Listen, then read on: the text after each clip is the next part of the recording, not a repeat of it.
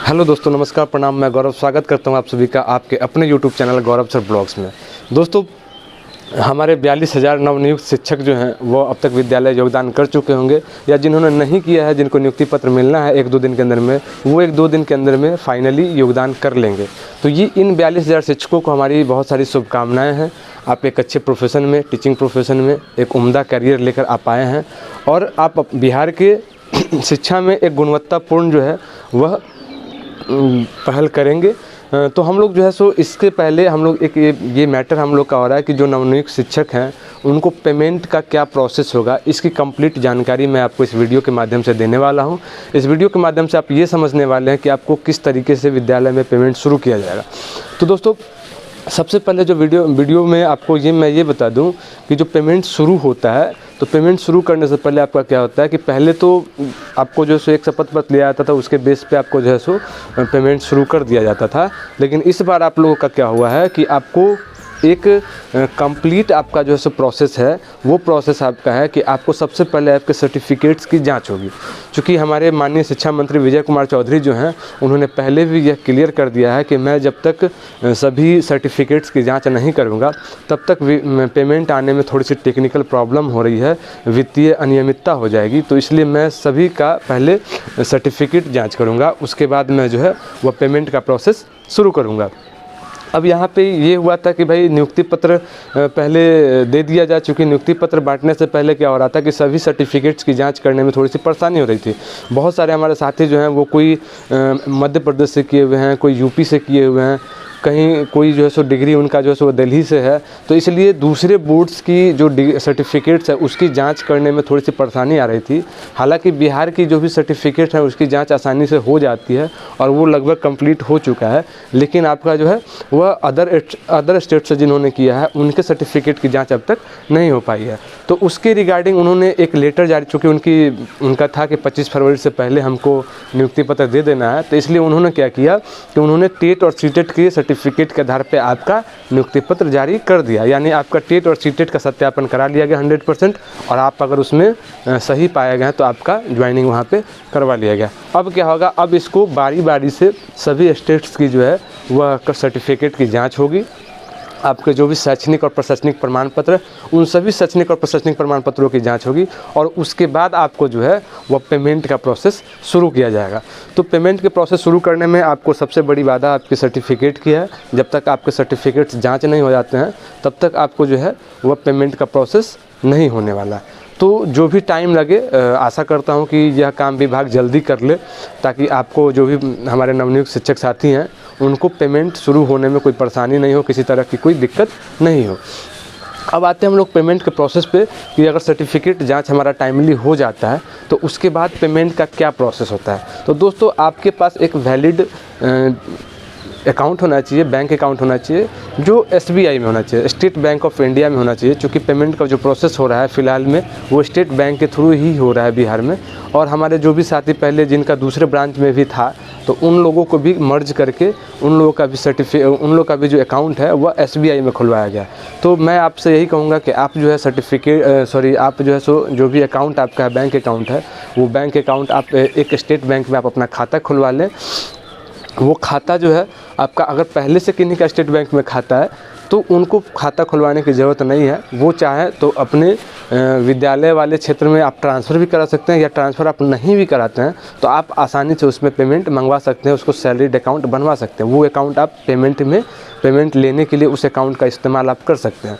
और उसमें आपको क्या करना है कि पेमेंट के लिए आपको जो है वह, अगर आपके पास SBI का अकाउंट नहीं है तो आपको SBI का अकाउंट खुलवाना पड़ेगा। SBI अकाउंट खुलवाने के लिए आपके पास बहुत सारे तरीके हैं।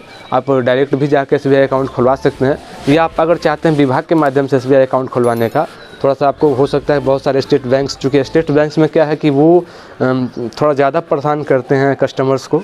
कुछ मैंने देखा है स्टेट बैंक का कि वो बहुत ज़्यादा मतलब जो है सो लेंदी प्रोसेस बना देते हैं, बहुत जो है सो जाके दिक्कत होती है स्टेट बैंक में खाता खुलवाने में आज के डेट में। तो स्टेट बैंक में अगर आपको आसानी से खाता खुलवाना है ब्रांच में, तो जिस भी आप मान लीजिए आप जिस विद्यालय में हैं उस विद्यालय के जहाँ पे वो ब्लॉक अवस्थित होगा, उसी ब्लॉक में अगर आप खाता खुलवाना चाहते हैं तो आप क्या करें या उसके आसपास के बैंक में खाता खुलवाना चाह रहे हैं स्टेट बैंक में, तो आप क्या कीजिए कि आपका ये भी प्रोसेस हो सकता है कि आप आप जो है सो एक लेटर पैड पे, विद्यालय के लेटर पैड पे हेडमास्टर से आप लिखवा लें।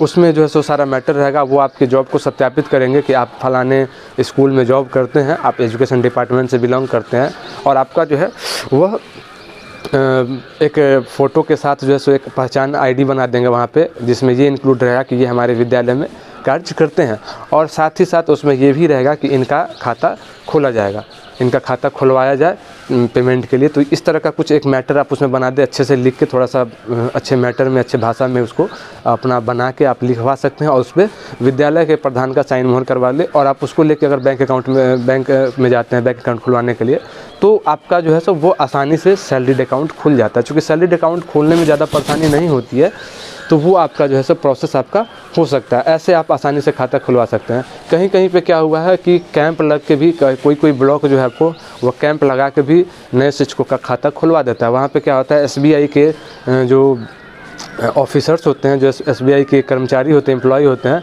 वो आते हैं, आपको बीआरसी कहीं पे कैंप लगता है, उस कैंप में आते हैं, और एक साथ जो है सो बहुत सारे शिक्षकों का फॉर्म जो है सो फॉर्म, अकाउंट ओपनिंग का फॉर्म जो है वो लेके, सिग्नेचर वगैरह लेकर, सारे जो वैलिड डॉक्यूमेंट्स हैं वो लेके चले जाते हैं, और आपको 1-2 दिन के अंदर में जो है सो 2 दिन, 3 दिन, 4 दिन जो भी उनका प्रोसेस हो करने के बाद आपको वो उस बैंक में आपको जाके वहाँ से आपको पासबुक मिल जाता है।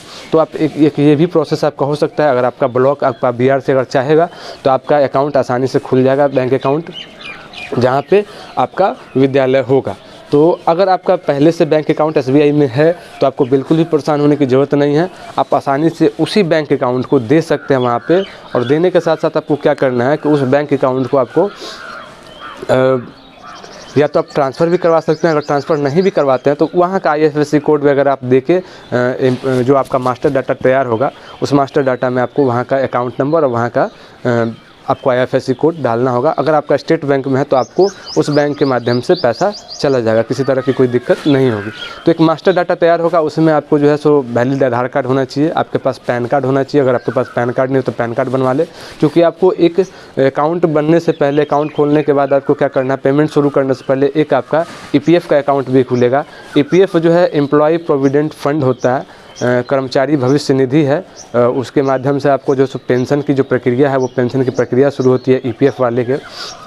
EPF का कुछ रूल रेगुलेशन है, वो 15,000 के बेस पर ही आपको जो है सो अकाउंट, उसमें 15,000 के बेस पे ही आपका अकाउंट खुलता है। उसमें क्या होता है आपको कि उसमें बहुत सारी जो है सो तरीके हैं खोलने के। उसमें आपको एक UN नंबर आपको प्रोवाइड किया जाता है। उसी UN नंबर पे आपका जो है सो 1800 रुपया जो EPF का डिडक्ट होता है, जो आपका पैसा डिडक्ट होने वाला है, जो EPF खाते में जाएंगे बैंक के थ्रू, तो वो आपका EPF UN नंबर के थ्रू ही जाता है। तो UN नंबर आपका नेसेसरी है, मस्ट है। विभाग आपसे उसके लिए एक फॉर्म भरवाएगा, उस फॉर्म पे आपको फिलअप करके सारा आधार नंबर, मोबाइल नंबर वगैरह करके देना होता है, और वो आपका जो EPF अकाउंट खुलेगा तो आपका क्या होगा, बैंक अकाउंट से जो है सो उसको लिंक किया जाता है, और डायरेक्ट आपका जो है सो पैसा 1800 रुपया उसमें से माइनस करके तब पेमेंट आपका बनता है। तो इस तरीके से आपका EPF अकाउंट खुलेगा। EPF अकाउंट पे भी मैं एक पूरा कंप्लीट वीडियो बना दूंगा। पहले मैं बैंक अकाउंट पे थोड़ा सा समझा दूँ इस वीडियो में कि बैंक अकाउंट के लिए आपको SBI का खाता होना मस्त है। SBI के खाता में ही आपका अकाउंट जो है सो वो उस SBI के अकाउंट में ही आपका जो है सैलरी क्रेडिट किया जाता है। तो अगर आपके पास SBI का अकाउंट नहीं है तो आप SBI का अकाउंट खुलवा लें। अगर आप नहीं खुलवाते हैं तो आप ये BRC से पता कर लें। अगर BRC कैंप लगा के खुलवाती है तो बहुत अच्छा है। बहुत सारे हमारे जो BRC हैं वो क्या करते हैं, कैंप लगा के भी अपने ब्लॉक्स के टीचर्स का खाता खुलवा देते हैं।